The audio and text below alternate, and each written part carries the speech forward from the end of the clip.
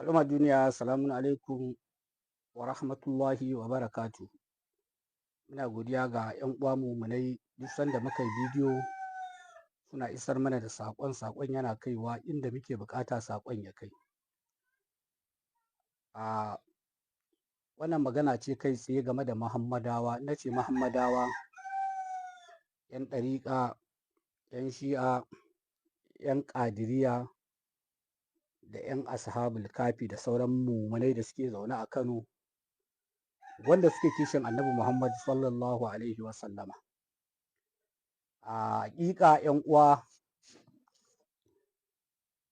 lokaci ya yi da duniya ya kamata ta san matsayar Muhammadawa da matsayin mutanen Kano. Kun yi addu'a sosai game da aƙidiyar Abdul Jabbar. Dama kai kana naka ne, Allah na nasa. Idan kai addu'a ka bar wa Allah, to shi zai kawo maka mafita. Wa man yattaqillaha, Allah ce yaj'al lahu, sai Allah ce makaraja. Duk wanda ya ji tsoron Allah, to mafitar ba daga gare shi tsarin wannan mafitar yake ba, a'a Allah yake tsara yanda mafitar za ta zo.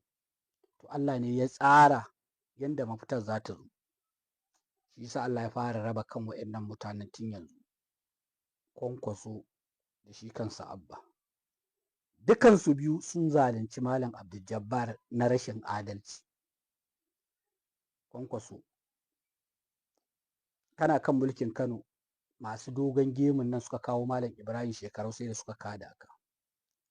Bayan ka faɗi suka rinka bin ka da sharri a cikin garin Kano da gidajen rediyon Kano, sharri ta yau ta gobe ta jibi ta gata. Bayan sharrin nan da mutanen nan suka yi maka, baka mulkin ma kai magana game da gemu, suka ɗauki magana duka masallatansu suna yawo da ita.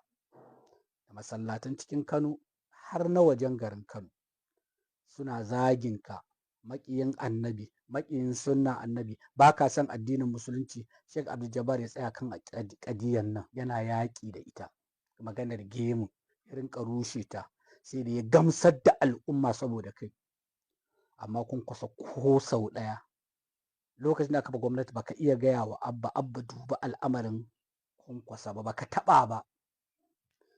Kana nufin haka Allah zai bakka, ba zai jarabce ka ba? Wannan rashin adalcin da kai haka Allah zai kyale ka?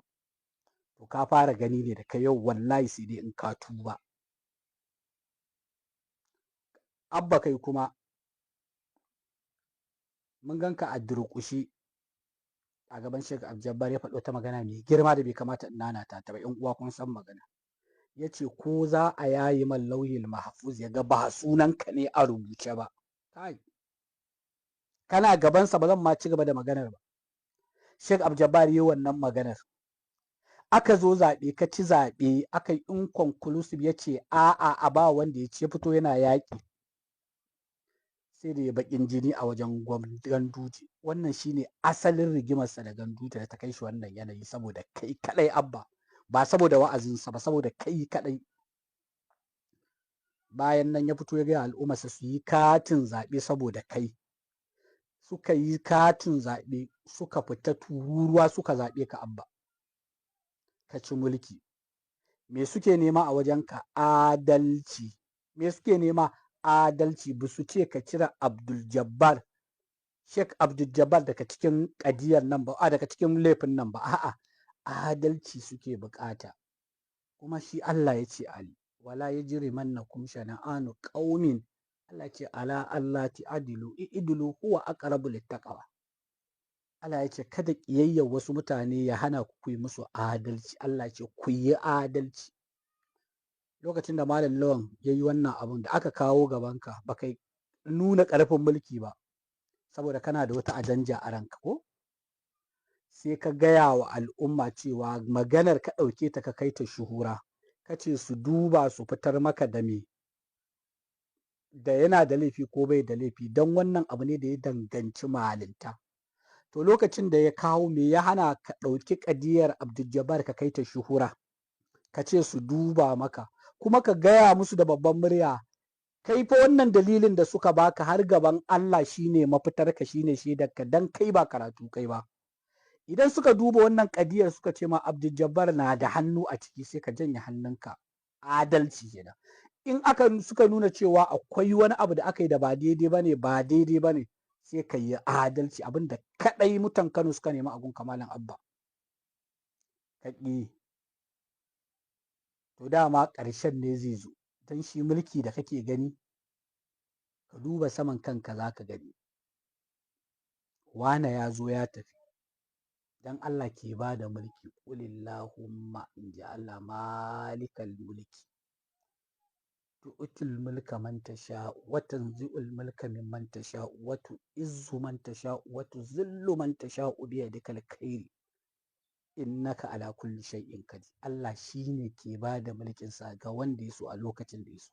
Yake karɓa mulkin sa ya kwaɓe shi ga wanda ya so a lokacin da ya so.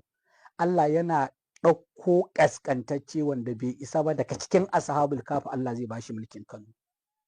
Kai da kake ganin ka kai kuma Allah zai kwace mulkin, dan shi komai a hannun Allah yake. Yan uwa, saƙon a dunkule shine dama sabuwar shekarar muke jira ta zo. To kun gane karatun ne ko in gaya muku? Ganduje da Abba da Sulon Tramol da masu gemun nan sun koma guri ɗaya, ita ce APC. Shin kun gane karatun ko sai na gaya muku? Wallahi in ba ku fito kun kwaci yancinku ba, wazifa a masallaci ma sai ya gagare ku. Za a zagi annabi, a ci mutuncin annabi, ba abinda kuka isa kuka yi. Yanzu maganar wani siyasa ni Kwankwasa ni waye, ku ajiye shi gefe, ku rabu da shi. Ku masu dangwale nake magana, ku ne kuke dangwale, ba 'yan siyasa ba. Saƙon shi ne, daga wannan shekarar ku fito ƙwanku da kwarkwatarku, ku yi mataimakin gwamnan Kano.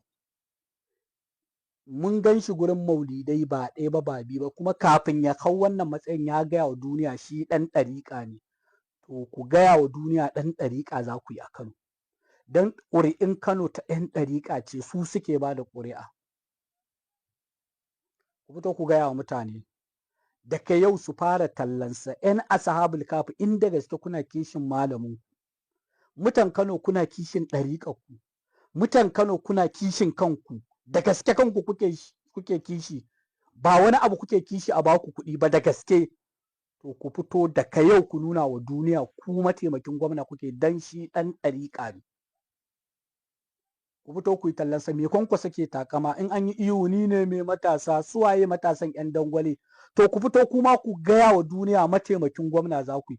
In mutum ya ga dama ya ce siyasa ma muke yi. In ka ga dama ka ce siyasa, muna da damar da za mu ajiye malintar a gefe kuma mu yi siyasa, dan su ma malaman suna siyasar, muna kallon su. Kuma mu ma 'yan ƙasa ne, muna da 'yancin ƙasa da mu yi siyasa, kun faɗa. In mutum ya ga dama ya ce siyasa muke ko kamfen muka fito mu yi wa mataimakin gwamna, ya faɗa. Amma wallahi tallahi mafitar ku 'yan ashabul kafi, da kai ku zo ku yi tallan mataimakin gwamna. Ɗan ɗariƙa ne gaba da bayansa, da iyayensa da gidansu da kowa ɗan ɗariƙa ne, kuma yana kishin ɗariƙa, kuma yana kishin malaminku, kuma yana kishin ɗariƙar.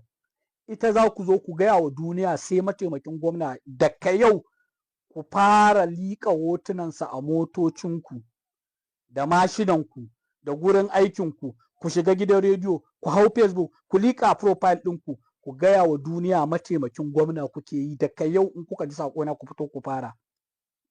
Daga yau ku fito ku fara. Ko ba komai za mu ce muna da alaƙa ai da shi Sheikh Abdul Jabbar. Dan ni secondary school ɗina Tarasu ne, duk wanda ya san ni Tarasu ya san nayi. Sheikh Malam Jamil Alƙadiri, Allah ya ƙara masa ilimi da tawaru'u, malami na ne da yake koyar da ni nahwu a Tarasu da adab, ya ɗauke mu. Ya san ni haka ido da ido, in ya gani ya san ni. To muna da alaƙa da gurin ma in muka fito muka faɗa. Amma maganar gaskiya ne, wallahi tallahi sai kun fito kun kwaci 'yancinku. Ku fito ku ce mataimakin gwamna za ku yi. Zance wani Kwankwasiya, wani sai Abba, ku ajiye shi a gefe. Abba ba zai muku komai ba, ba zai taimaki malaminku ba. Wannan shine na farko. Na biyu na nan zuwa. Ku yi mana sharing 'yan uwa Muhammadawa su ji saƙon nan, su yaɗa saƙon nan ko ina cikin garin Kano. Ku fito ku yi mataimakin gwamna. Assalamu alaikum wa rahmatullahi.